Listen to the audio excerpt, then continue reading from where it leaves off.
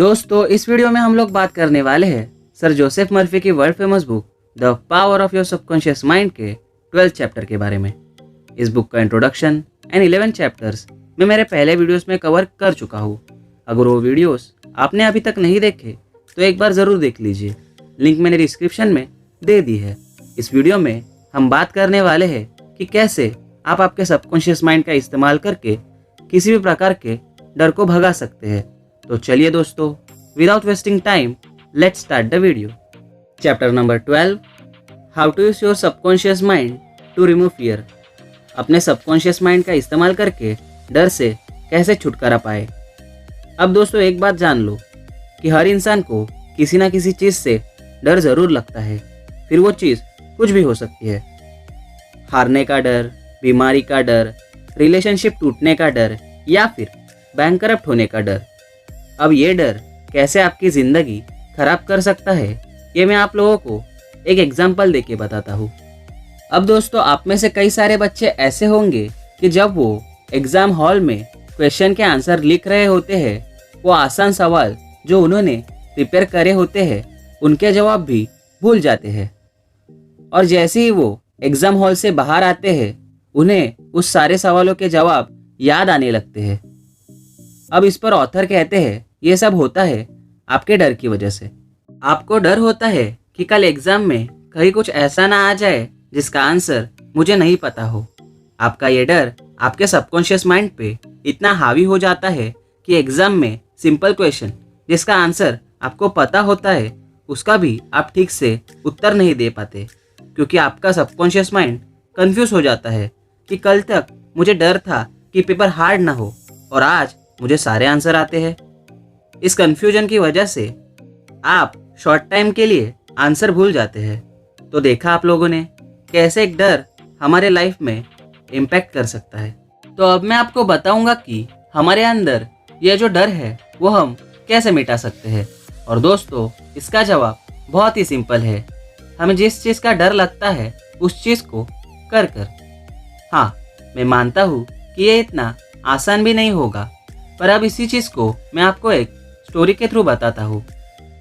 Author जब 10 साल के थे तब वो गलती से स्विमिंग पूल में गिर गए थे। तब उन्हें तैरना बिल्कुल भी नहीं आता था। वो पानी में डूब रहे थे और इससे पहले कि उनकी सांसें रुक जाए एक आदमी ने उन्हें बचा लिया।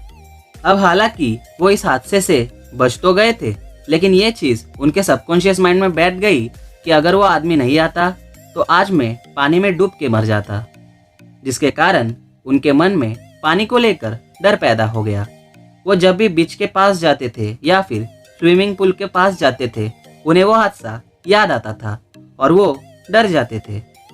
उन्होंने ये बात उनके मेंटर को बताई तो उन्होंने कहा, स्विमिंग पूल के पास जाओ और पानी को देखकर जोरदार आवाज में कहो, मैं तुम पर मात करने वाला हूँ, मैं तुमसे नहीं डरता, मैं तुम पर तैर के दिखा दूंगा और इस डर को हमेशा हमेशा के लिए अपने दिमाग से निकाल दूंगा। पर यह सेम चीज करना इतना आसान नहीं था दोस्तों, क्योंकि उन्हें पानी से सचमुच डर लगता था। तो उन्होंने क्या किया, अपने सबकॉन्शियस माइंड का इस्तेमाल करना शुरू कर दिया।